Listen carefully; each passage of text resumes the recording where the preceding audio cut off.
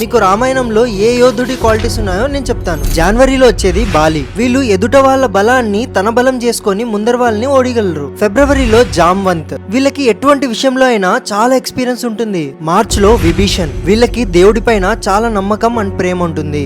ఏప్రిల్లో లక్ష్మణుడు. వీళ్ళు సొంత వాళ్ళ కోసం ఎటువంటి ఐశ్వర్యాన్నైనా వదులుకోగలరు. మేలో రావణాసురుడు. వీళ్ళు చాలా ఇంటెలిజెంట్, కానీ ఈ తెలివి ఎక్కడ యూజ్ చేయాలో వాళ్ళకి తెలిసి ఉండదు. జూన్ లో జటాయు. వీళ్ళకి చాలా పెద్ద డ్రీమ్స్ ఉంటాయి అండ్ వాటిని అచీవ్ కూడా చేస్తారు. జూలైలో పరశురాముడు.